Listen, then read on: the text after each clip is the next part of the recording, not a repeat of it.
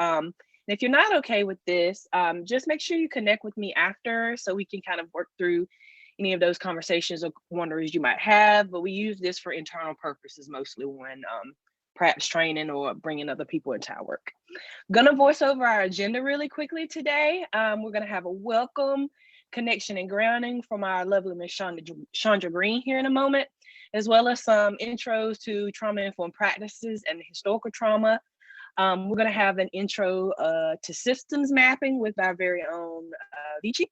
And we're also gonna have Mr. Chuck Price rounding us out with some trauma-informed change management conversations. And then we'll close out for today.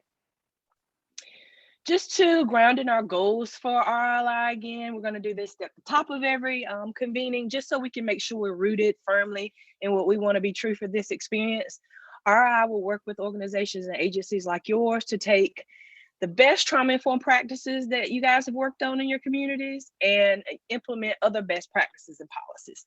And RLI will support you in that work, whether it's designing new practices and policies, and doing things radically different in your organizations. We are here for you to have the ownership of that process.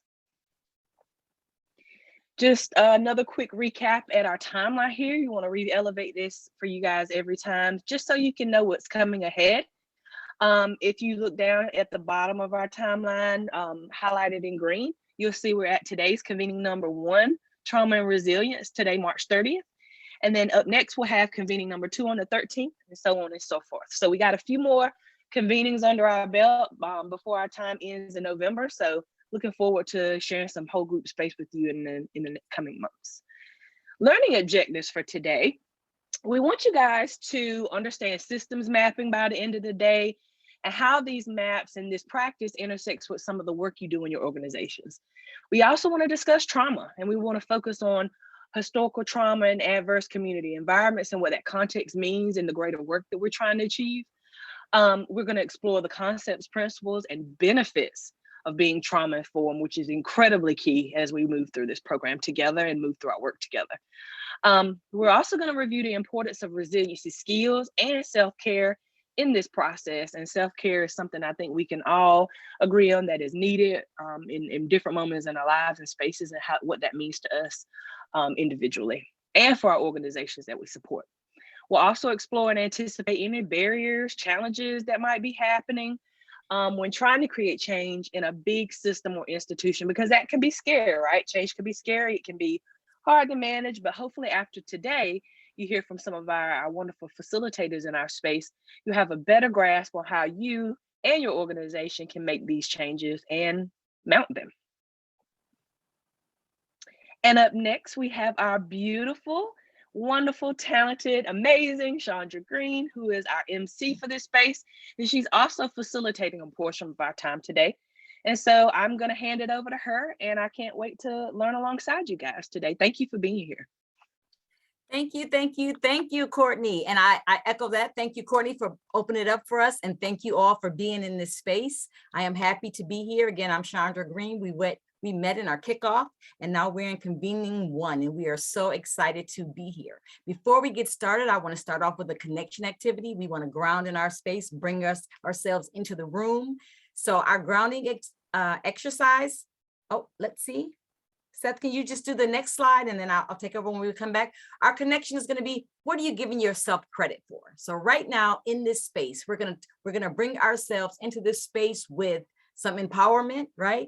To get ourselves ready to learn and to grow. So I want you to dig in and tell us, what are you giving yourself credit for in this moment? Seth, if you can stop sharing, I'd like us to be able to see each other's faces. Always when we do connection activities, we want to look at each other. I'm going to start it off, and same as last time, I'm going to pick someone to go next. So when you're chosen, you share with us what you're giving yourself credit for, and then you choose the next person. I am going to start. I am giving myself credit for 24 hours of travel, getting home this morning at 8 o'clock and ready and excited to be here with you today. I'm off of adrenaline. I'm ready to go. I'm pumped. I'm excited. I'm happy, and I'm tired all at the same time. So I'm giving myself credit for showing up in this space with the energy to go.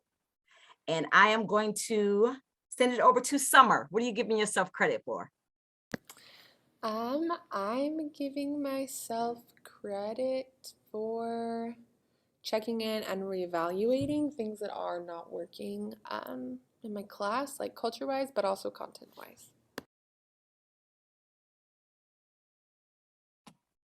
Summer, pick our next person. Whoops. I'm gonna go ahead and pass it over to Tara. Thank you so much. I am giving myself credit for being really intentional today in this space, doing everything I could to just be here and be present, to learn as much as possible alongside all of you. Even after a night with a couple of sick kids, and just bringing positive energy. And I am going to pass it over to Mary.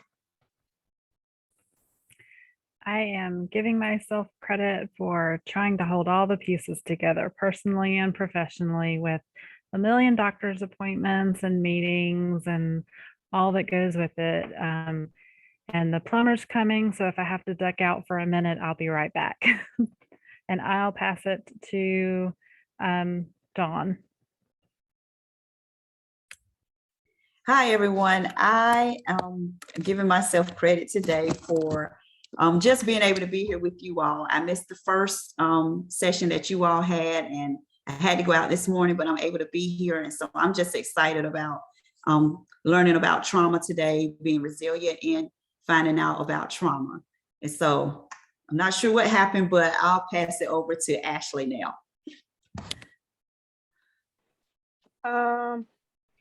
I'm going to give myself credit for kind of like Mary said, holding it together. Being pregnant and having schoolwork and trying to juggle everything has been a lot, but I'm going to just stay focused. And I keep telling myself that I only have till December and I will only have to worry about life and work. So I will pass it to Nikki. Hi, good afternoon. Today I'm giving myself credit for being intentional with my praise to people instead of just saying thank you for all that you do. I was very specific in the things that I saw people doing that I was acknowledging them for. And I'm going to pass it to Anna Grace. I'm giving myself credit for kind of similar to what other people have said, just trying to juggle everything.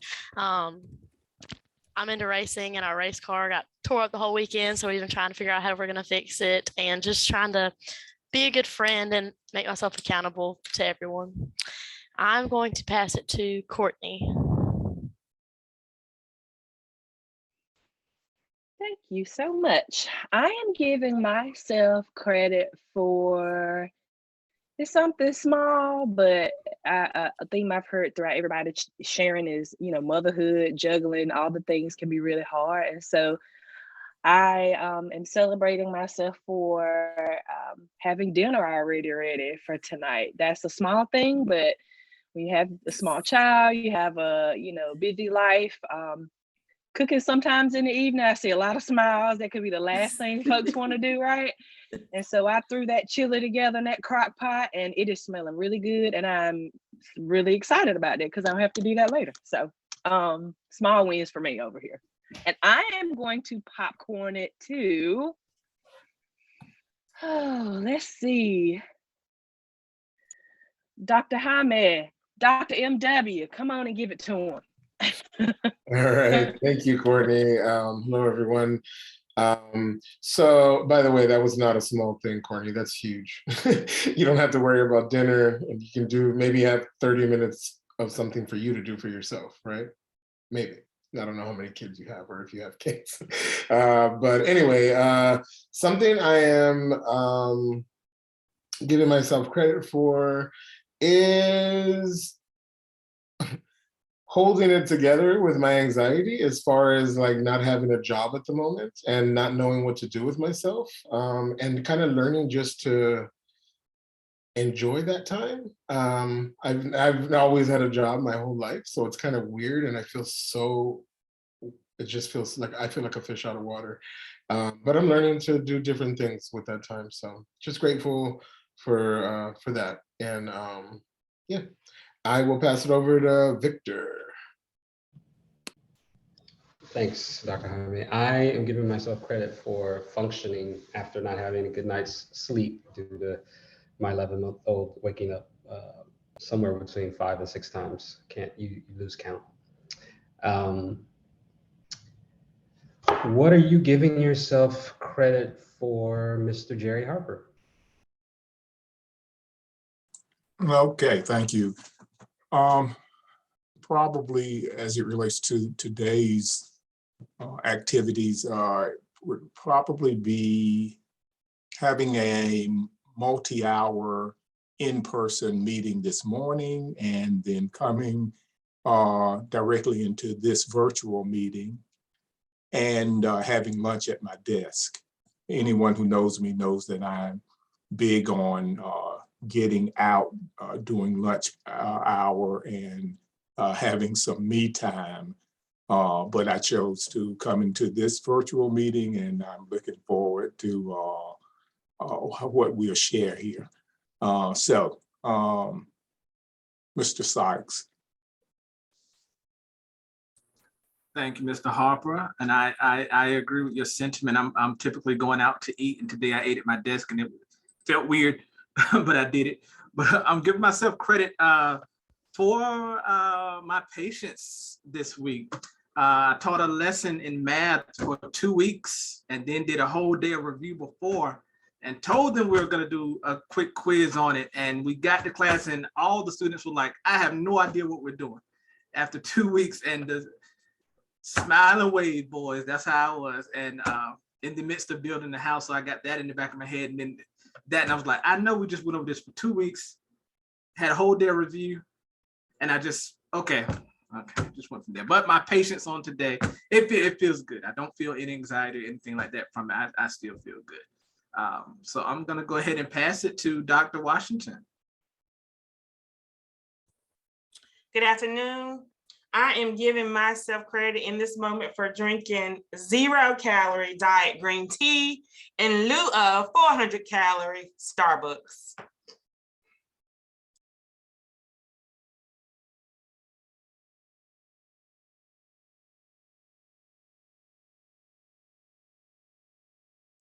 And I'm choosing Tara. Thank you for calling on me. I got to go. I'm wondering if there's someone else that hasn't gotten to go. Melissa. I knew you were gonna do that.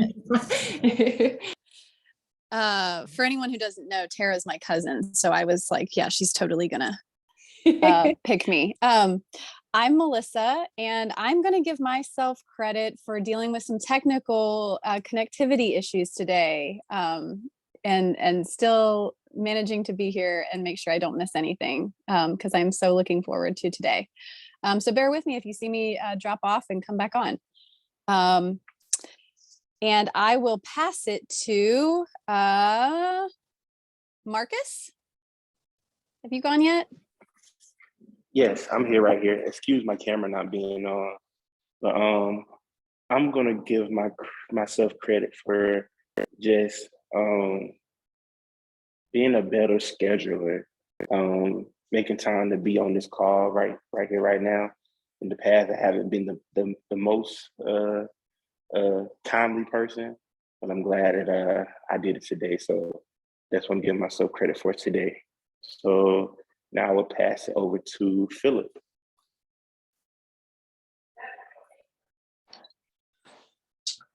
Hey everybody. Today I'm going to give myself credit for being here and participating today. My sleep wasn't good, but we still rolling. Still the train keeps on going. We're gonna work it out as we go. So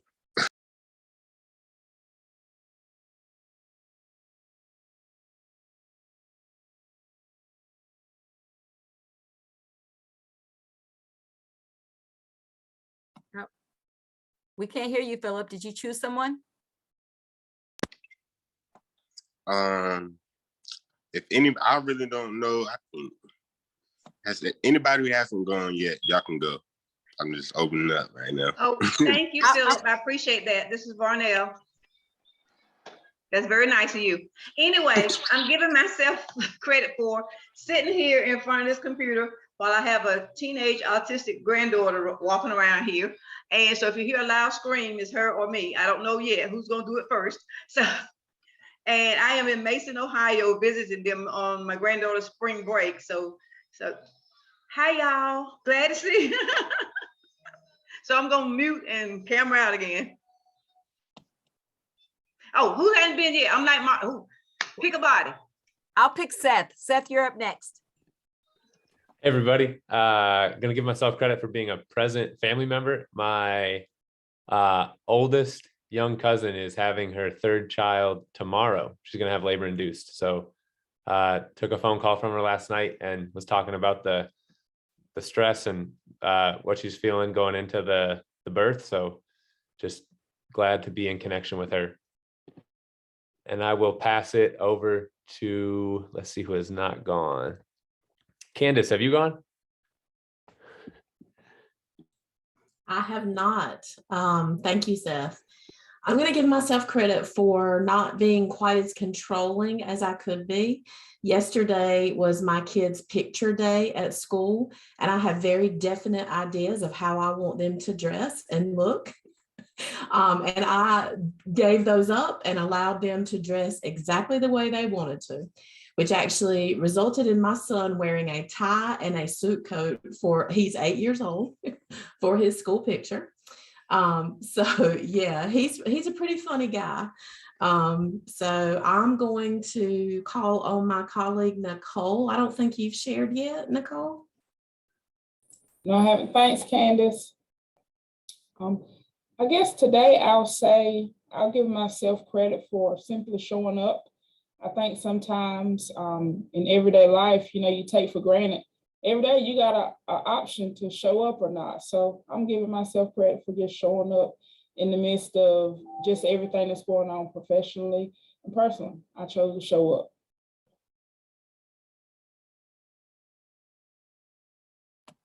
How about Jamila? Hey, thank you. I am giving myself credit. Actually, I was going to say the same thing about showing up. I'm doing fine, but I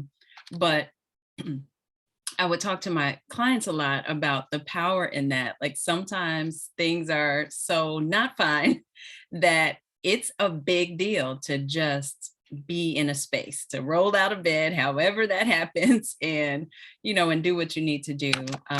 So things are good right now for me, but showing up can be a big deal that we underestimate. So the other thing that I'm giving myself credit for is doing and learning new things, coming out of my comfort zone and doing some things that I haven't done before, and just really wanting to learn so much that I have like 5 books going at the same time, which is not typical for me. I love books, but yeah, trying to handle a bunch at a time is not usually my speed, but I just, want to know more and more. So yeah, so that feels good actually. So I am going to pass it on to Mr. Langley. No. I think you went. Is that correct?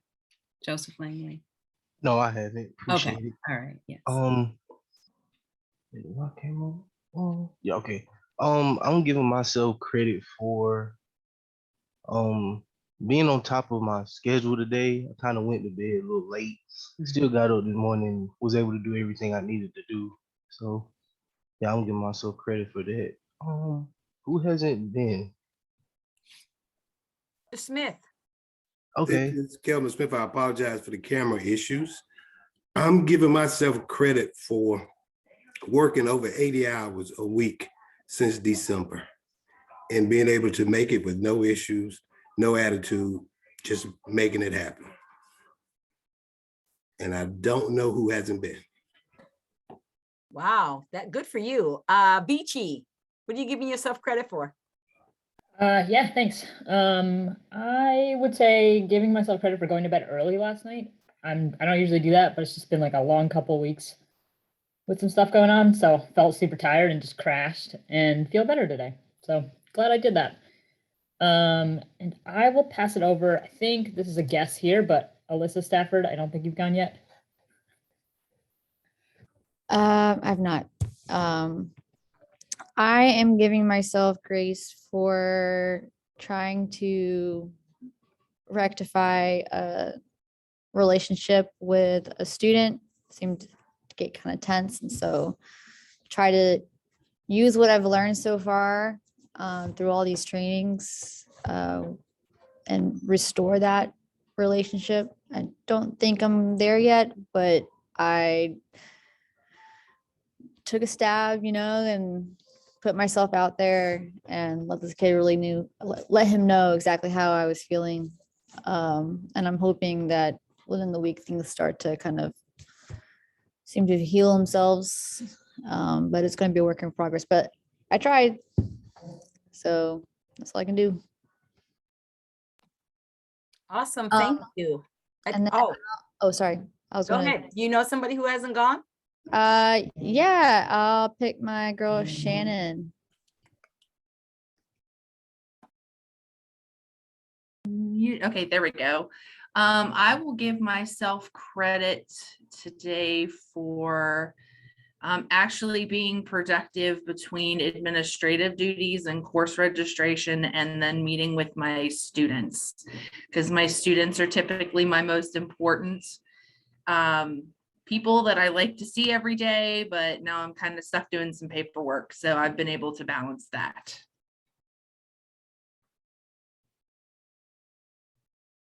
Was there anybody else that hasn't gone?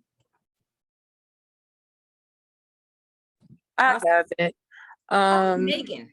I'm giving myself credit for balancing my master's degree, trying to get my master's right now while working. And I've been losing sleep. So I'm giving myself credit from actually going to sleep on time yesterday. I've been running off of like 5 hours of sleep the last couple of days, all in total. So I'm giving myself credit for actually getting some rest last night after passing one of my exams for my class in my master's program. Awesome, good work. And I think we have Evan.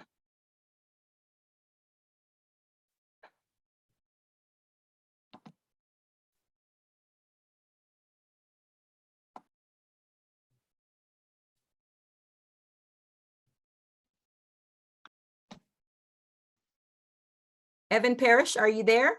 I think you might be the last one. Is anybody else not gone? Oh, and Chuck, I'm sorry, Chuck, I didn't forget you. Maybe we can hear from you, Chuck, and then Evan, if he can hear us. Well, it's like a big game of tag. I feel like I should take credit for making it to the end or something. Yeah, I'm here. I'm trying to multitask as usual. Y'all can hear my radio go off, everything. Can you repeat the question? I think I know the question, but can you repeat the question? Is what I am proud of myself for, or what I'm grateful for? What are you giving yourself credit for?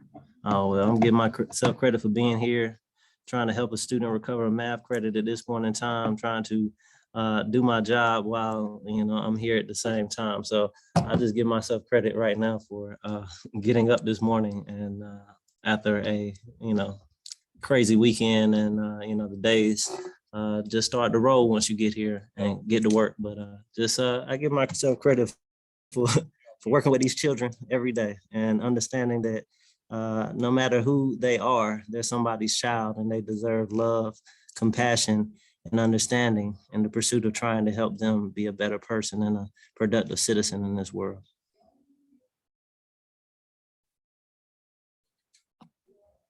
Awesome, thank you. And Chuck, bring it home for us. I think similar to the game of tag here, giving myself credit, was had tested positive at the beginning of this week for COVID. I feel like I've been able to kind of make it all through. And so feeling a little fuzzy today, but pretty good, having vaccinated and boosted and all that kind of stuff. So glad that I can be here today. Victor, did you go? Okay.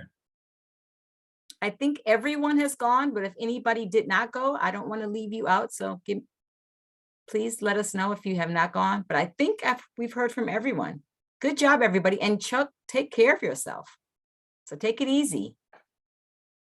Thank you all for sharing that. We all have wonderful things to be proud of ourselves for. We have to remember that.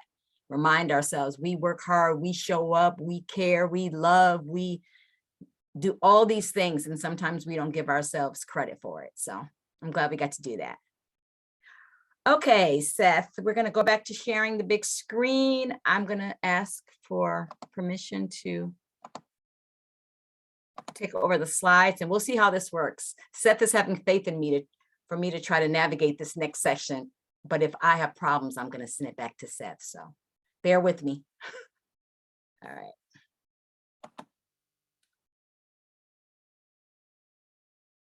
So these are our objectives. This section, we're going to talk about trauma, and we're really going to focus on historical trauma and adverse community environments. We're going to discuss a little bit about what it means to be trauma informed and the benefits of being trauma informed. And then just a little review on the importance of resiliency skills and self-care, not only in this process, but in life in general.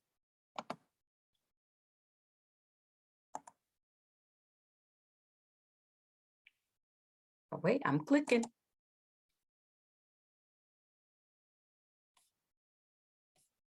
All right, Seth, it's not working for me. Thank you.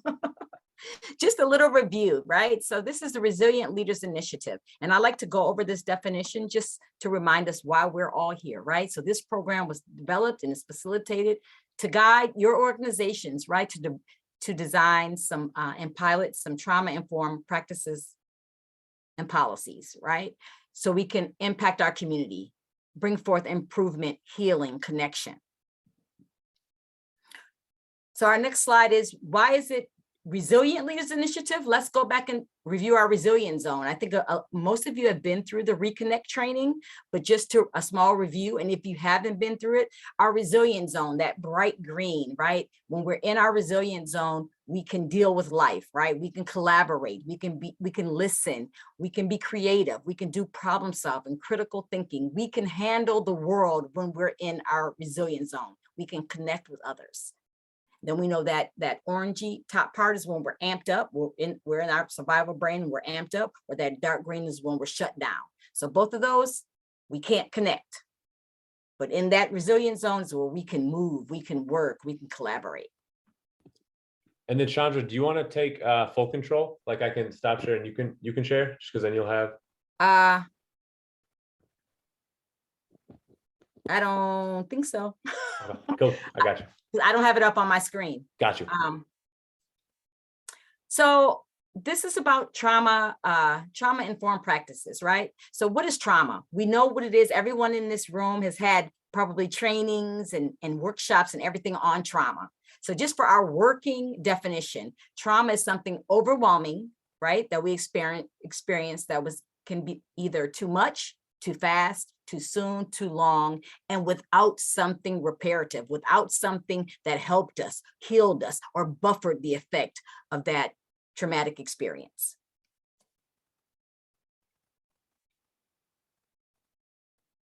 So when we talk about traumas, we're not going to go through all the traumas, but we know, number one, the top of the iceberg, what's outside is how we show up in the world, right? It's our behavior, it's our thoughts, it's how we interact and connect with other people, right? How we show up. But then under the water, the iceberg is huge, and all of these things we know affect how we show up in the world. And what we're going to focus on is number 4 and number 5, because number 4, adverse community environments, is why we're all here, right? It's the whole point of this initiative. It's the whole point of what we're doing, is trying to bring forth healing and improve community environments, right? And in order for us to do that, we need to understand and acknowledge number 5, which is historical trauma, how we got here, right? So traumas of oppression, very quickly, these are traumas that are, or that were perpetuated by those of power onto certain groups, right? Based on a number, any number or one of these characteristics, right?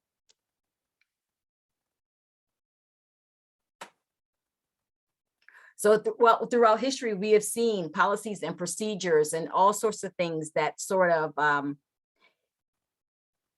when those in power feel either threatened or superior to another group of people based on whatever it is they're basing it on, right? We've seen policies and procedures that bring harm to certain groups of people. And these are historical events, atrocious cultural experiences that have been experienced through time, right? Slavery and genocide, the indigenous people being removed from their land and separated from families, all of these things have happened throughout time. And systems were built, right?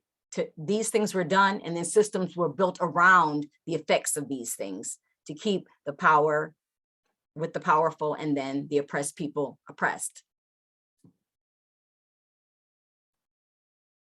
So we talk about really the effects of those events. And this is how we can just break it down and really understand it, just very basic, right? But first I want to acknowledge that I know this is touchy and can be very heavy material, right? This is a safe space in which we're going over our history so we can understand where we are, so we can see clearly where we want to go, where we want to be, right? So it's just information, even though I know it can be heavy at times. So back in history, I want to say, and I didn't give you all the history and the dates and everything, but the 5 superpowers decided that they were going to go out and conquer the world, right? They were going to go out, and those 5 superpowers based the idea that it was their destiny, their right to go out and conquer the lands of other people, based on the fact that the white body is the supreme standard by which all humanity is based, all humanity is measured. So if you go back in history, you hear, and even some of the old movies, you hear them talk about, we're going to tame the savages, or we know better, we need the resources and they're less than us, so that sort of thing. So it's based on the fact that the white body is the supreme standard of humanity. So with that mindset goes, the colonialization, I don't like that word, it's so hard for me to say it, and the conquering of lands and people, right?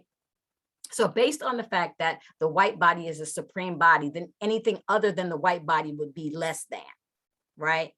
So from that breed comes racism, right? So individual and group level processes and structures that were implemented and carried out by those in power to keep that inequality, right? That this group is here, we are the standard, and then everyone else is less human, subhuman, less worthy, less valuable, those sorts of things. And when you have a structure like that, what comes of that naturally is white privilege, right? Having greater access to power, greater access to resources than non-whites, right? And it doesn't mean that to be white, you're going to have a wonderful life. It just names the fact that the color of your skin is not a barrier for you. You're not at a disadvantage just because of the color of your skin, where other groups have that is just embedded in the water in which we're all swimming, right? So that's where we are. So that's our starting point. How do we bring down these structures? Because not only does this exist, right? This is the soil that we're all in, and we just inherited it. We weren't here when these things were done. It's just what we're left with. What can we do, right, to buffer the effects of the trauma of, and to connect us all as one, because we definitely need to move together, forward together as one, all people. So how do we do that? Well, because of racism or white privilege, we have a lot of adverse community environments, right? Because naturally, because of these unjust structures, unjust policies, then resources and access to material wealth, money, proper education, all these things, some of the resources are not are funneled away from certain communities, right? And when you have that in these certain communities, there's a feeling of not safe, right? And remember from Reconnect, if you're not feeling safe, you're offline, right? You're in that survival brain. And when you're offline in the survival brain, you can't think, you can't function, you can't collaborate, you're feeling unsafe. All you know is that survival brain wants to survive. How do I survive? So in these communities, we might see increases in crime, increases in violence, increases in mental health issues, substance abuse, right? Trying to live through or survive the struggle, survive the not feeling safe, right? Being offline. And then how do I deal with that? How do I deal with that?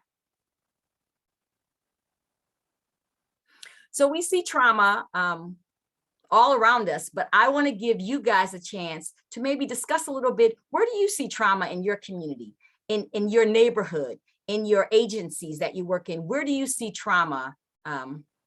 We're going to go to some breakout groups and just kind of let each person maybe discuss or bring up theirs and have a little 2-minute discussion about the traumas you see in your community. Can we do that?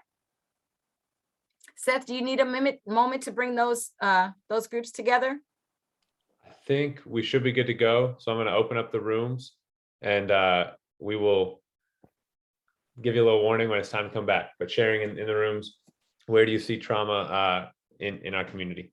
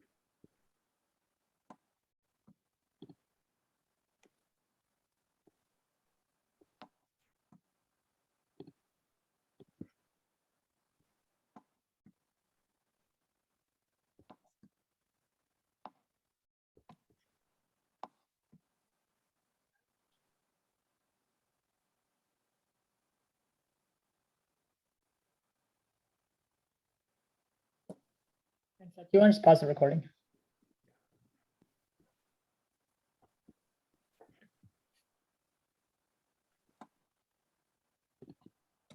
These organizations, you've answered the call. Seth and Vichy answered the call. I've answered the call. All of our coaches, we answered the call to be a part of positive change. And these are just a few quotes, and just read them over. But the one I'm going to read for you, I love, by Marianne Williams. In every community, there's work to be done. In every nation, there are wounds to heal, and in every heart is a power to do it. So that is what we're all doing here. So to be trauma informed, what does it mean to be trauma informed? Well, first, we're going to just start with the key principles of being trauma informed, right? The key principles is to provide safety, right? To build trust in an environment, right? To be transparent, open, and honest. Peer support, because we know that people who have been through a struggle can help the next person going through that struggle. They've experienced it. They've lived through it. They can be a support for someone. Collaboration, working together, right? Voice and empowerment, giving voice, listening to the people we serve, our parents, of our children that we're teaching, the children themselves, giving them room to know that they have a voice and they are important, right? And then acknowledgement of our differences and appreciation of our differences, that just because we're different, we're just as important. I'm just as valuable as Vichy. Vichy is just as valuable as Seth. We all have something wonderful to share in this world, right? So to be trauma informed, we're going to follow those principles. So to be trauma informed, we have to realize the prevalence of trauma, right? That trauma is, and I forgot what the statistics are, but I'm going to say maybe around high 70s to 80% of people have experienced trauma, are dealing with unhealed, unresolved trauma, right? That's us on the call. That's the people we serve. That's our families, our friends, our community. And then recognizing the signs of trauma, right? In ourselves, in other individuals, in groups, in our organizations, in our communities. And then systemically responding to trauma, what we're all doing here, right? Trying to pilot and develop policies and procedures that recognize and support healing from trauma, and then actively not re-traumatizing, right? Or perpetuating those negative outcomes. So why? Why be trauma informed? Well, it supports healing, right? It fosters connection, it empowers individuals and groups, right? Strengthens communities. So building a culture of safety, respect, and compassion creates an environment in which the dismantling of racism and the community recovery from white body supremacy is possible. This is the way we find our way back to each other as human beings, right? That's why we need to be trauma informed. And then we talk about the evidence-based, right? For organizations, you go back to the higher ups, the powers, and they say, well, why should we be trauma informed? What's the benefit for us, right? Well, it reduces traumatic symptoms, drug use, mental health symptoms, and it increases satisfaction in work, in engagement, and retention, organizations, satisfaction in the services of the service provider and of the client, right? It increases organizational outcomes, enhance staff skills, higher morale, fewer negative events on the job, all of those things, right?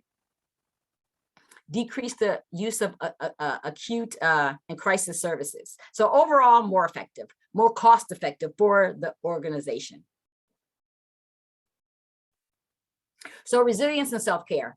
This is what I want you guys to remember throughout this process. To support healing, to build resilience and foster healthy connections in the community, we must first tend to our own nervous systems. We must heal our own traumas, or at least acknowledge them and intentionally work through, right? To stimulate meaningful, sustainable change, we must be able to stay in the room, right? Face resistance, accept failure, and keep trying, right?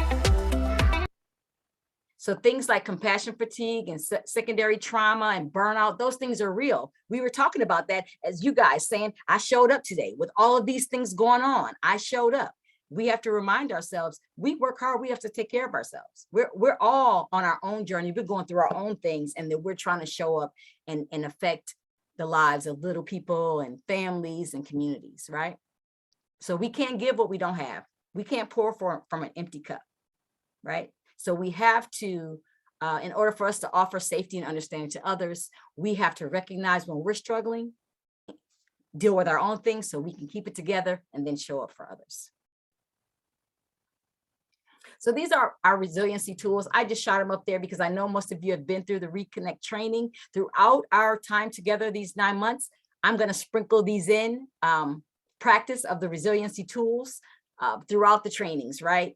Because they're not just for trauma, they're not just for toxic stress, they're to reset your system to be present in the moment, to show up for what you're doing, right? They're very important. I use them all the time, and I want you guys to know that use them for yourself. They will help you, even as transitions from I was teaching and now I'm home, I'm mom, right? These things help. So we're going to be going over these resiliency skills. And the most important thing, of course, is to sense in, but we'll go over that more throughout our 9 months together. And because sense in is so important, I'm just going to ask you guys to do this reflection exercise. This is a sense in exercise. And what I want you to do is I want you to think of an obstacle or barrier or challenge that you see or you anticipate, right, in being successful in this program, for this organization, for you to bring about change in your organization. What might be a barrier or obstacle, right? And as you reflect on it, notice your body's response. I want you to write a short little summary of the sensations in your body, what they are, where they are, any mood changes or anything that comes up for you. And then we're going to notice what came up for us in the breakout rooms. But for 5 minutes, we're going to just stay here. Seth is going to play a little music for us. And I don't even know if we need 5 minutes. Maybe 3 minutes is enough to just kind of think about what obstacles you might feel like you might face in this program, trying to bring about change in your organization. Notice as you think about them and write them down, what comes up in your body. And then we're going to have a breakout and talk about it, okay? Good. Any questions? We all grew up on the Okay, Seth, give us about 3 minutes. And if we can have, and you can turn off your cameras while you're thinking, but please, when you go in your breakouts, have your cameras on just so we can connect if you can. But give us 3 minutes.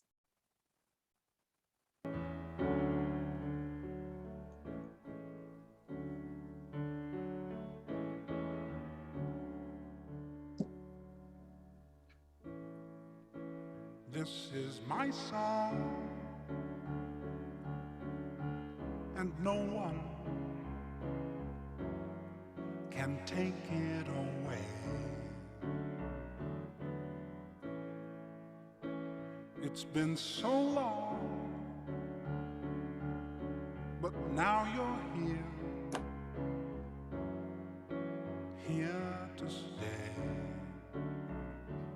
And I wonder if you know what it means to find your dreams come true.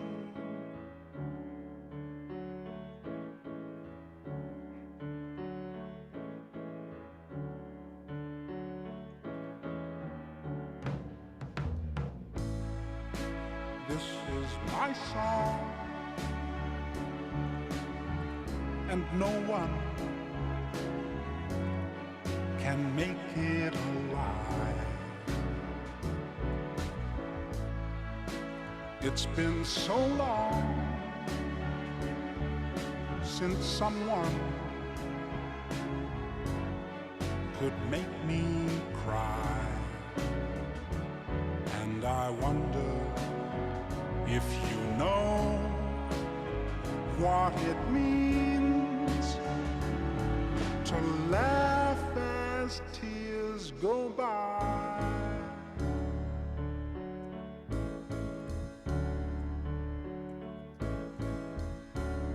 I may not always sing in tune, and sometimes you don't hear me, but you don't have to be near me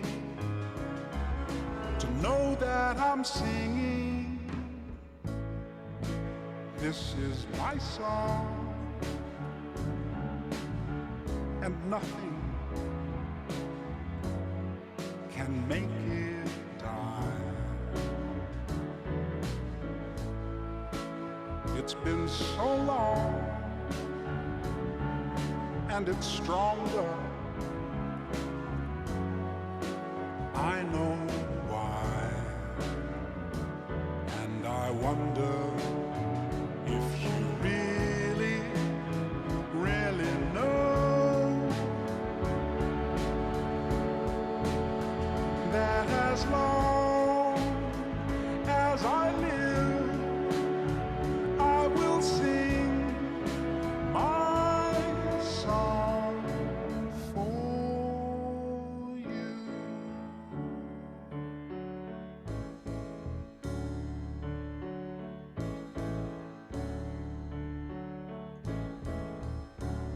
I may not always sing in tune,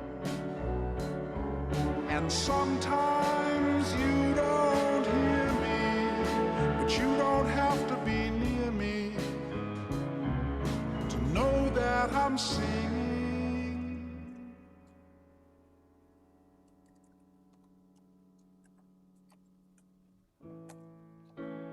This is my song, and nothing can make it die. It's been so long, and it's stronger. I know why, and I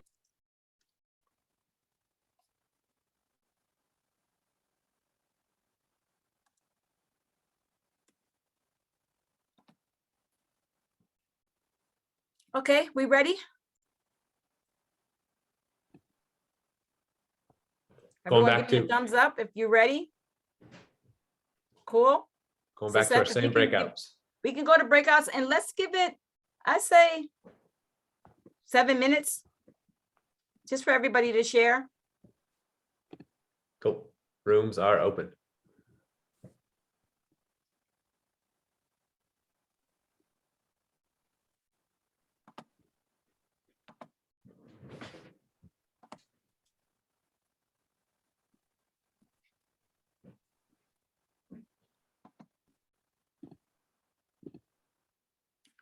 Sorry, Veach, I know I'm over on time. Oh, you're good. You all see the correct screen, right? Okay. We see you, Veachy. Great. Sometimes I'm like, am I just sharing my own Zoom window or something like that? So great. But yeah, sweet. I don't think I have explicitly met this group yet because I was not on the last convening. So just a quick intro. I'm Beachy, one of the co-founders of ROI. Just super honored to be able to support you all in this program. And so we'll be in and out throughout the program, and I've worked with a lot of you in other spaces as well, so just kind of fun to be back. But today I wanted to share a little bit about the systems map that ROI built when we first started, along with a bunch, like over 300 community members. Some of you in this room might have been a part of that process. And kind of the reason I wanted to share it is because the whole point of doing this process was because we wanted to make sure that the trauma-informed work that we did had long-lasting impact and was informed by community members. So rather than like looking at the research and saying like, this is what everyone should do to be trauma-informed, we wanted to make sure that the actions we were supporting were things that people in the community felt were most important. And we wanted to like dig below the surface. And so Chandra showed the iceberg thing before, but I think even here it applies, where a lot of times we look at like the symptoms of things and then try to address them directly. But in this case, wanted to step back and say, like, what is everything underlying that drives the types of trauma that we're seeing? And maybe that would lead us to a different type of solution. And so I wanted to share a little bit about what we learned in that process so that you all don't have to like do it again. Essentially save the time of like reinventing the wheel and make sure that you have as much information as we do as you think about the types of actions that you want to take. And so some of you, I think, received successfully a like picture that looks like this in the mail. And that is a copy of our systems map. And for those who didn't, it may be arriving later. And if not, there's also an electronic version that Seth can share in the chat that you can click through so you can kind of see what we're talking about. But when we created this thing, our goal was as a community to understand what the forces are that account for current levels of trauma and adverse childhood experiences in Edgecombe and the surrounding region. And not only that, but we wanted to know what existing forces are already here that provide healing. Because like our community has been resilient for a really long time. That doesn't happen by accident. There already are people and places and actions that are being taken that support healing. The question was just like, what are those things and how can we strengthen them? So we ended up doing about like a 6 to 9 month process where we interviewed a lot of different people across a lot of different sectors, and together built this visualization of like the different stories and patterns around how trauma is showing up. And so, like I said, there's like this printed version that some of you received, and then in the chat, there's a link you can click to like an electronic version that you can click through and get a sense of like what those different patterns are. I will walk through a couple of the high level patterns here, and then you'll have some time to dig in today a little deeper, and then hopefully again in the future. And so when we put all this together, the like underlying core story that we kept hearing was this one right here. And you'll notice a lot of these things happen in cycles or loops. And that's kind of the idea behind systems mapping, is that if you can find those cycles, if they're vicious cycles, then interrupting them should have like a big impact. And if they're virtuous or good cycles, then strengthening them should also have a big impact. So we're looking for like, where are these patterns that keep showing up? And so the core story that we heard a lot was that oftentimes people experience unaddressed trauma. And when that happens, that's kind of how these arrows work. They like lead to something. So when that happens, people often don't experience safe environments or stable relationships. And in the absence of those things, they face more unmet needs, which overall decreases the capacity of our whole community to provide healing. And as a result, we see continually more and more unaddressed trauma. So that was kind of like the driving story that was showing up a lot of places. And there are a lot of things around it. And so one of the parts of the map, and this is like on the right-hand side to the right of the center, was this idea that oftentimes, when we're offline, it can be difficult to build a lot of the sort of like soft skills or executive functioning skills that help us to really like cognitively think carefully, weigh different decisions. And when that happens, that can make it difficult to access school and work, which can then lead to generational poverty, essentially. It can also make it difficult to take on responsibilities of like caregiving and supporting others. And so that seemed to be kind of like a double whammy, where when we don't support people to stay online and build those skills, it can lead to a whole lot of things. Another part of the map was about punishment. And so this is at the top. And the kind of underlying story here was that, obviously when we experience trauma, that creates a lot of stress in the body. And in the process of coping with that stress, we turn to all kinds of behaviors and habits. And a lot of times those habits are things that our society punishes, even though they might be the best option we have in the moment. And when our society punishes people, that often looks like isolating them in spaces where there are no healthy relationships. So that could be like a prison, an alternative learning environment, homelessness. Like we see these places where people are kind of isolated from support. And what that then does is further drives the stress that might further drive those coping behaviors. And so we heard that story in like every agency and every space. People were saying like, I see this in my family, I see this in my job, I see this with the people I serve. But if we could interrupt that pattern and reverse it, you can imagine how powerful that would be. Another story we heard on the left-hand side of the map was about systems of care. And so people were naming that, first of all, people in systems of care are strapped, like overtapped. They themselves, I think there's something here that says like building the plane as you fly, like don't necessarily have the capacity to navigate all the things coming their way. And in the face of that, when we have like a high prevalence of trauma, a lot of times we see misdiagnosis. And that may not be because the providers themselves don't mean better, but it's just like the way our systems are constructed. We often don't have the resources to dig deeper. And so there's stories of like people coming to the emergency department with chest pain and stomach pain, and they are prescribed some sort of medication when really the root of that is stress. And what that means is people continually come back to that space seeking treatment and they're getting the wrong thing. Another example we hear is like misdiagnosis of ADHD in school or special ed placements, when really that might just be students dealing with a lot of trauma outside, and the support they're getting isn't the right thing that they need. And so we heard that a lot. And then finally, there was this pervasive story in the bottom of the map about how a lot of times when we're lacking capacity to deal with this stuff because our systems are overwhelmed, people start to lose hope. And as a result, they might blame people for their trauma. They might find that they don't have as many second chances. If you make a mistake, it's way too high stakes. And as a result, sometimes we choose not to talk about it at all, because like bringing it up will just remind us that we don't know how to deal with this, or that we can't possibly mess up in handling it. And so ultimately, this is kind of like the types of things that showed up in the map. Some of this may or may not resonate more with you. I would encourage you to start to think about like which of these parts do, because that's where we might be able to provide support in this program. But what we then said is like, that's a lot. How do you deal with that? Where do we start? And so we did this workshop around doing something called finding leverage. And the idea is you look across all this stuff and ask people like, where's there already bright spots? Where is there already energy for change? Where do we feel like we can make a big difference? And a couple of areas in the map really stood out, and that became kind of our strategy as a community to try and create healing. And so the first part of that map was around learning.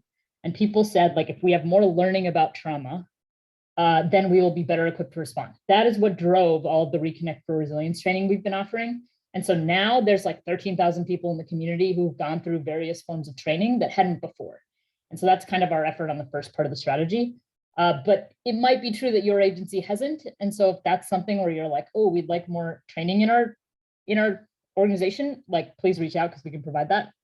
The second part was around healing and specifically shifting policies and practices to be less punitive and more restorative. And that is, again, one of the goals of this program. And so all the work that you all are doing directly aligns to this strategy that 300 community members said we should be doing. And then finally, there was a desire to ensure that people who receive support to heal remain connected to opportunities for school, work, and wealth building, because that's like the generational lever that ultimately breaks these cycles. And the hope is that long-term, people who've experienced trauma and healed are best in the position to provide healing for others. And so, all that to say, this is kind of the strategy that we want to support you all in fitting into and figuring out, like, where in your agency are you seeing this? Where do you feel energy? And then how can we like help you implement stuff that drives us all in a direction so that the negative dynamics in that map begin to shift. And so we're going to spend a little time in breakouts talking about this, but before we do, just wanted to give 2 minutes on your own to think to yourself about like what stories or areas of that map resonated with you. Like, where do you already touch or see or experience those forces? And you can think to yourself, and if you feel like it, feel free to drop some thoughts in the chat.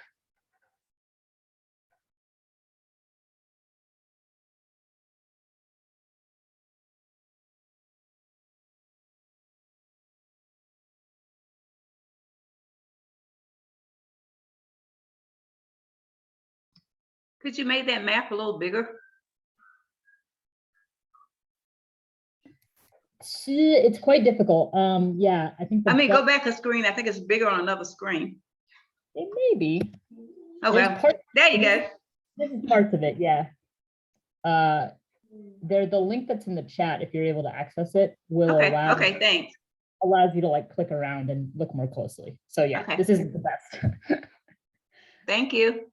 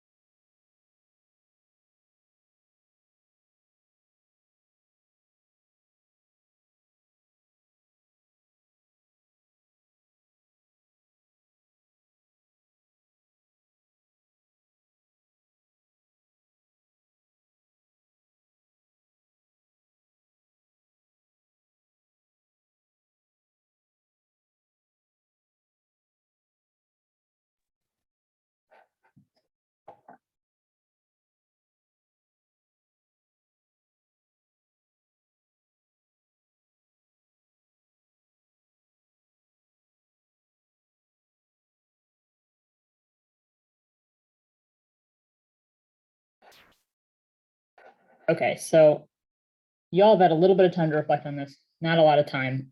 So please continue to think about this. I'm seeing accessibility and stigma standing out from Dr. Mendoza Williams. Feel free to add in the chat if other areas are really coming up for you.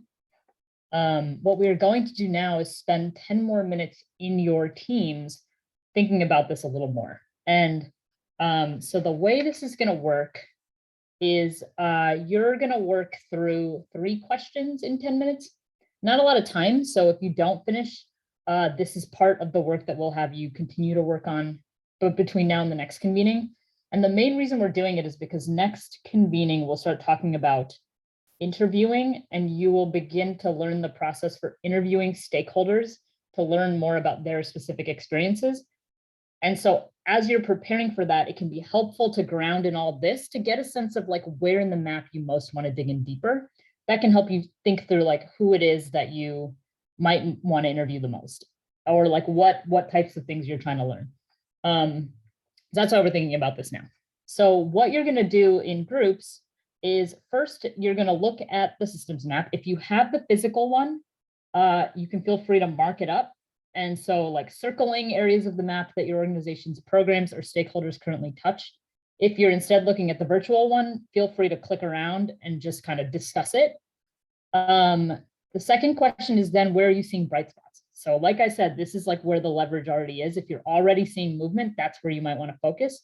So start to think about, where do you already see good things happening, either in your organization or in your community? And then finally, if you get to it, you can start to think about where on the map you guys are most interested to dig deeper and who might you want to interview to learn more, whether that's the people you serve, whether that's people in your organization, a partner organization. That's kind of where you want to start to think. And so what we're dropping in the chat is a Google slide that your coach can make a copy of. And basically that Google slide deck has the breakout instructions for you to discuss. And then on slide 2 is where you can start thinking about who you want to interview. So for this breakout, focus mainly on the questions, on these first couple questions about the map. And then if you get a chance, you can start filling this out. You'll have a chance to fill out the rest of it out after the convening. But then we will come back to hear a couple thoughts and then move on. Any questions about the breakout questions you are talking about right now?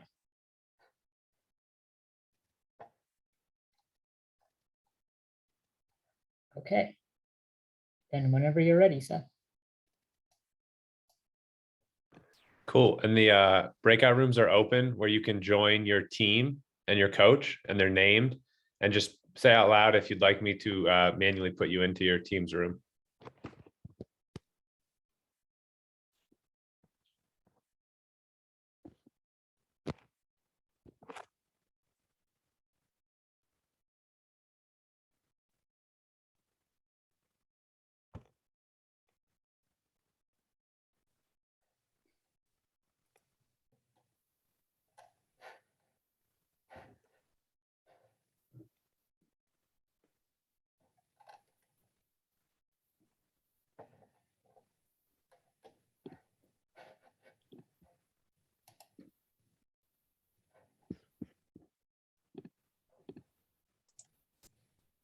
Yeah, not sure why I'm not seeing the option to go into my breakout. Okay, here.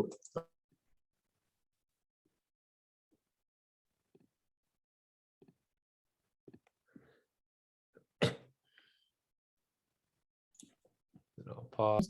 You look back at these questions and really start to have some conversations about like where do we see ourselves in the map? Where are bright spots? Who is it that we would like to interview? And so part of the expectation between now and next convening is that you will go through and start to generate on those slides some people you want to interview. And then there's some other slides Courtney will share about other people you might want to bring in, because that's kind of the foundation of doing this, is like, if we all know it inside this room, that's great. But ultimately, like, we want to start to learn from and work together with all the people in our sphere. So that's kind of the start of that. And then the other thing that I'll just say really quick is you can, oh, interesting, sorry. Zoom is doing something weird and I lost it. There we go. You can, on that link Seth shared, basically you can like get to this electronic version of the map and you can click on parts of it and it'll explain like what is going on. And so the physical version is great, but on here you can actually, there's like a ton of data. So if you want to learn more about what is captured here, there is a lot of information about what people told us. So I would also suggest spending some of your time together or on your own, reading through this to really ground in like all the stories. So yeah, with that, I am gonna hand it over to Chuck to kind of give us some wisdom before we close out for the convening today.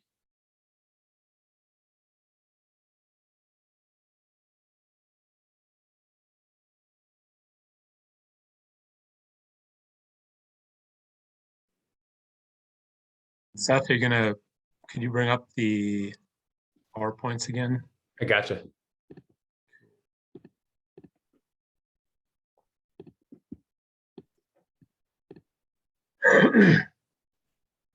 Might have you just go ahead and click for me today.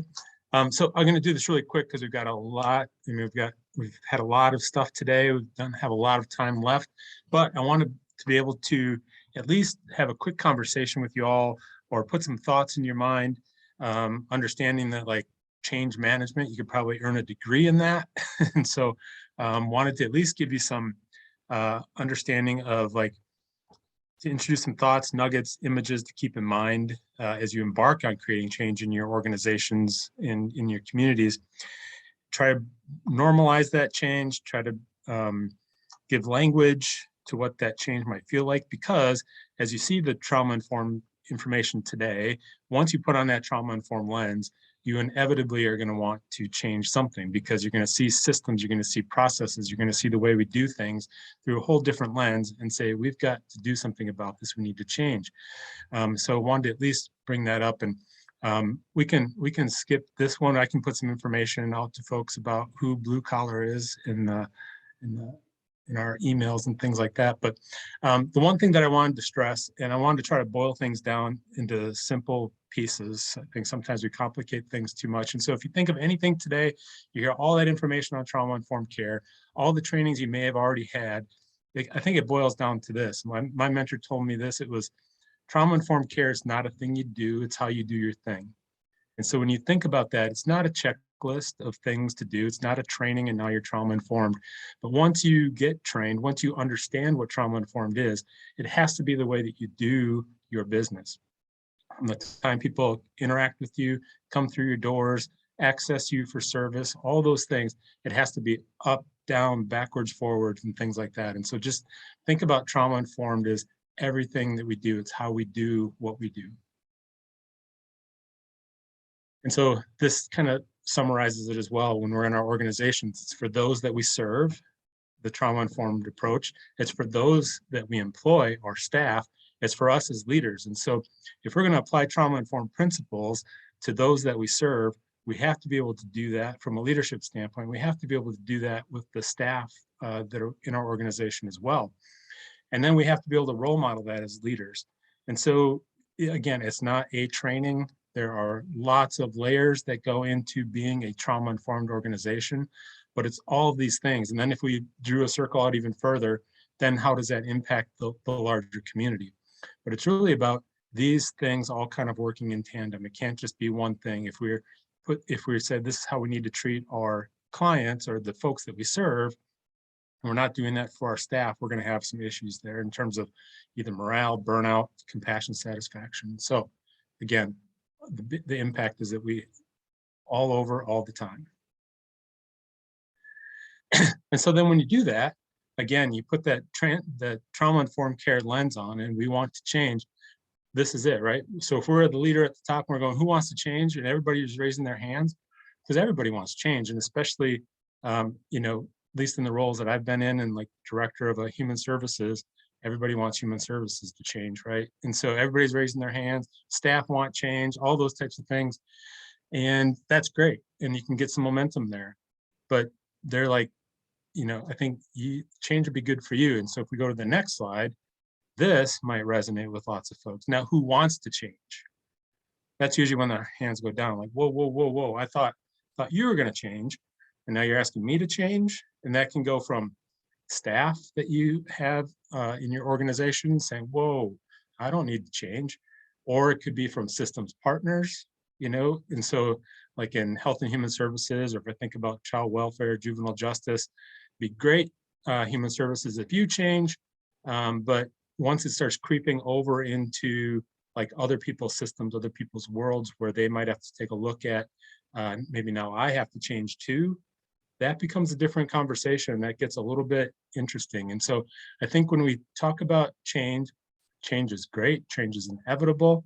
And I think we just need to pay attention to those things that are going on around us with our staff, with those that are in our systems, so we can just kind of pay attention how we bring folks into the change with us. And so I have this, maybe some of you have some similar thoughts or heard some different things. It's this basically like what I call theory of the thirds. And so when we talk about change, you know, got this group of folks that group that's all raising their hand. They're all on board, no matter what color you paint it, they're coming along. Those are your champions. And then that group's not going to be hard to, you know, put things in front of them, they'll help you out. Then there's the waiting team. They're just like, well, we'll wait and see what this is all about. We've seen this before, and maybe just a little bit of nudging will get them over to that tipping point to come along. And that's what we're going for. They're just like, tell me a little bit more and I'll come along. But then there's the last third, and that third is the group that it's going to be a no matter what we say, no matter what we do. My mentor called that group the B team. It's like they're there before you and they'll be there after you. You know, we've seen this thing, we've seen this shiny thing before, and it'll just pass, and I can just keep doing what I'm doing. And so the leadership kind of piece of this is like, what are we going to do about that third? Because those other folks know exactly who those people are. In fact, if you're leaders or within your organizations, I'm sure you're already thinking of people in your mind who that might be within your organizations. How do we either bring them along, or how do we have conversations about accountability and affecting the principles and the mission of your organization? Because if we don't impact that group, it's going to be hard to bring those other folks along as well. And so just, you know, some things to be thinking about, and maybe that resonates with some of you all as you've had to do some change. And just some of the things that get in the way, and these probably aren't anything that really comes out as surprises, but leadership, you know, what's it like from the top down? Lots of folks can't see themselves in the new way. And so especially if folks have been around the organization a long time, you know, status quo is a comfortable place to be for some folks. And so I can't see myself moving in this new way. Change versus transformation, you know, maybe a little bit of a tweak, but what if we could change this whole system? And people just sometimes see maybe we can just do a tweak and be just satisfied with that. Mistrust for sure is probably one of the bigger ones. And just this assumption that things can only be improved, not redesigned. And when we think about trauma-informed lenses and things like that, we could really push to think big and transform systems and create things new, not necessarily tweak what's old. And then this notion of every system needs to eat. And so in some of the systems that we might all be in, there are industries and things built around it. And so using child welfare again as an example, foster care, group homes, residential treatment care, you know, these levels of care for children in out-of-home care, that's an industry. And so if we're going to make a change to child welfare, it's going to impact a different industry, and that industry needs to eat. And so what are we impacting for them? And then if you don't think of anything else today, when we think about change, this infographic right here has gotten me through a lot. And it's this notion of the messy middle. And it's when we are scaling the old way or knowing these old things and trying to get rid of them, at the same time introducing new things and trying to make that the way we do things. In the middle, where those things cross, and that fancy little squiggle there is the messy middle. And that is, are we doing it the old way, doing it the new way? And you can think about this as the organizational brain being dysregulated. And, you know, when it gets rough, when it gets awkward and things like that, we'll be more apt to go back to the old way, to where it's comfortable, even though we know that the data and outcomes aren't going to be what we need them to be, it's comfortable. And so how do we move to that new way? If we use RLI as an example, it's rhythm, patterning, predictability. So we're going to meet weekly with our coaches. We're going to gather together as a group on a monthly basis to introduce concepts and practices so that we can kind of coach folks through to that next level. It's like muscles and muscle memory and all those types of things. And so, you know, when it hurts when we're working out, we could say, yeah, I'm never going to do that again because it hurt. And even knowing we're not going to get in shape and all those types of things, or, you know, kind of elicit our supports, coaches, or whatever, to say it's going to hurt for a little bit, but we're going to continue to do this and it'll get better. So just kind of this notion of the messy middle is really where lots of organizations and leaders kind of fall off, is when it gets hard. And so how do we use each other, use our networks of support to kind of push through to that new way? And I think, you know, just in the, because we've got time running out here, we can kind of just skip to the end. Those were like the main concepts, I think, that I wanted to be able to go through. And it's really about creating environments where people can be, where there's trust, where there's predictability. That's what trauma-informed care brings. And then what that brings about is creativity and innovation, to be free thinkers and things like that. And so it's not about tweaking so much as it is about changing things completely. And so the electric light did not come from the continuous improvement of candles. And so how do we create a space where we can be able to be creative and innovative and think completely different than what we've known now? So that is my very quick ramble. And if you want to know more, Next, or actually Tuesday, April 14th, through our blue collar business, we're going to be doing a 1-hour talk on change in the trauma-informed lens and the whole notion of know better, do better. And I can get information out to folks about that. And so to expand upon what we just kind of blasted at you right there.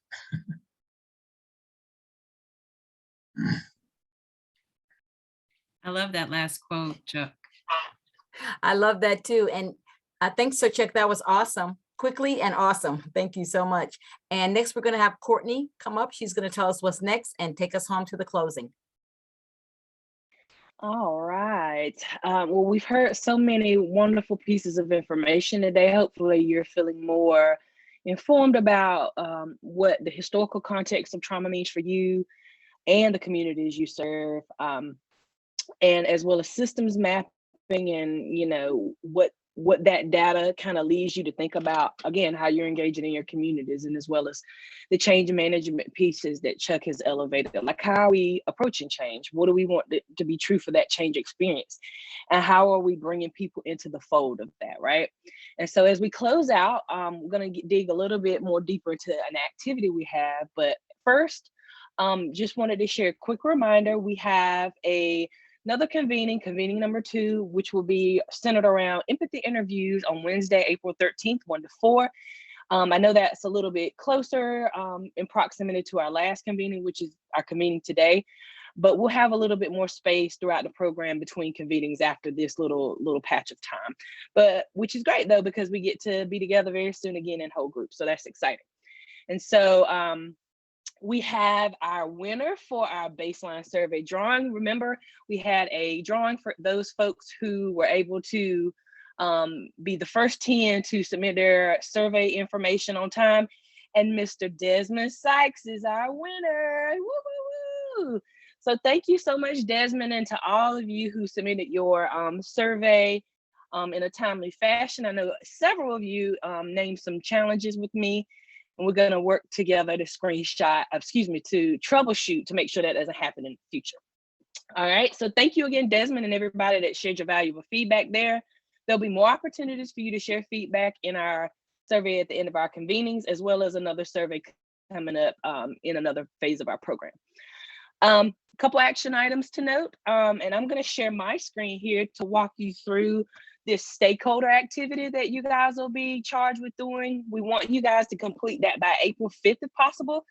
And we're going to have teams to upload this to the deliverables folder as well. The first team who completes this activity and uploads it in a timely fashion to our folder will have an opportunity to get a free lunch on ROI. So if you like to eat and you like submitting things on time, this is a challenge for you.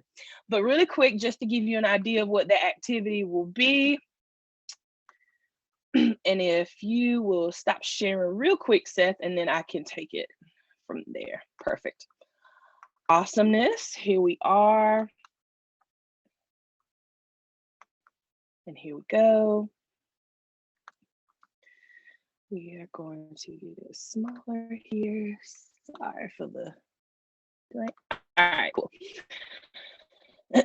So this is along with the activity that you did with Vici earlier around systems mapping, this will be in that document as well. And this is a stakeholder analysis, right? A couple of instructions here we've outlined for you guys. We want you to reflect on, you know, the power and interest dynamic on the next slide. Think about what comes up when you review the graphic of that. Then we want you guys to connect as a group and discuss your network of stakeholders. Who are a few stakeholders that you want in each category? How do you want to bring that vision of support together doing your work with RLI? And then we want you to write their names in the appropriate boxes. And once you have done that, we want you to upload that information to the team deliverables folder, which you each have access to by April 8th.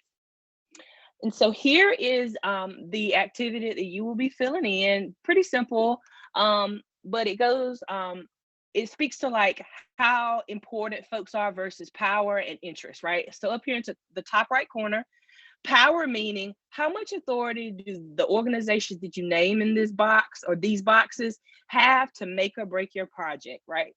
And so up here in this box, we want to hold folks that have high power levels So like CEOs, directors of programs, perhaps elected officials. These people, again, can make or break your projects, might be providing some funding and things like that. So we would like to put those folks up here in this box where I'm circling. And then interest, over here to the right again. Interest, how much do they care and will be involved in your project, right? So they might not have the power to like fund or give your projects traction in other ways, but they might be super interested, right? And so at the bottom here, you'll gauge those folks who are perhaps maybe low interest or high interest, right? And so some examples of those stakeholders could be maybe community groups or social media communities. And then those who might be highly interested could be like your customers, your clients, your patrons, the folks that you're, on the ground level with in the communities. Those people might be high interest folks that you might be interested about the work you're doing with RLI and trying to create new policies and practices that are more trauma informed. All right, so I'm going to stop sharing that. Actually, wait, are there any questions about any instructions related to this? We're gonna share this with you, this document with you. It'll be in the deliverables folder. I think it already is actually. Any questions around this? And you'll be meeting with your groups at your weekly meetings to like circle up on this to complete it.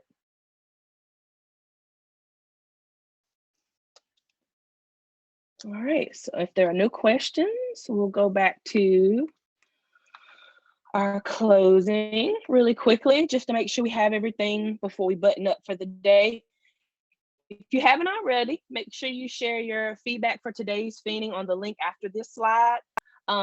If you haven't already, which most of you have, make sure you complete that baseline survey. I know I reached out to a few of you, just giving you some friendly reminders.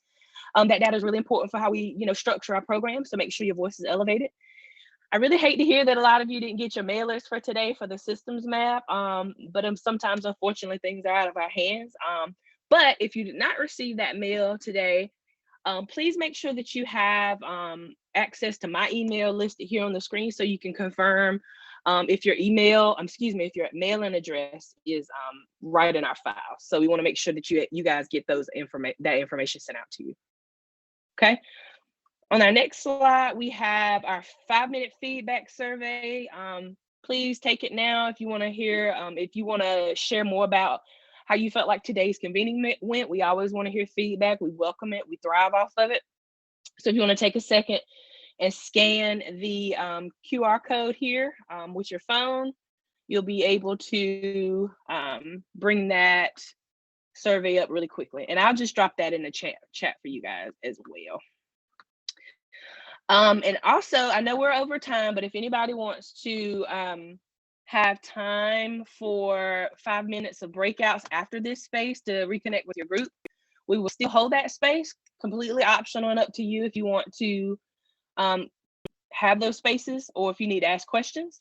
But if you don't, this is where we will leave you in this space today. Thank you so much for being here. Thank you so much for the listening and the learning from everybody that shared. And again, we'll be here till about 3:13 if folks want to utilize those breakouts or want to hang back. If not, go forth and be blessed. Hey, Courtney, one question. Do you mean the groups that you put us in today or our actual cohort groups? Your actual cohort groups, Okay. yes. Yep, Okay. so if you would like that, let us know and we can hold those spaces for you. Thank you.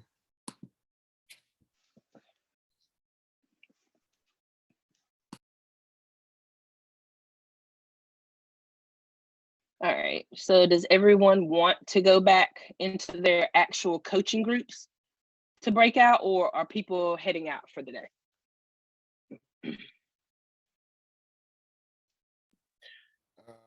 I think there's only one person here from my group, so I think we're okay based on our last conversation. Perfect. All right, well, we'll hang back for a few minutes. I know I will, if you have any notices or curiosities. And we will see you guys soon. Thank you. Thanks, Tara.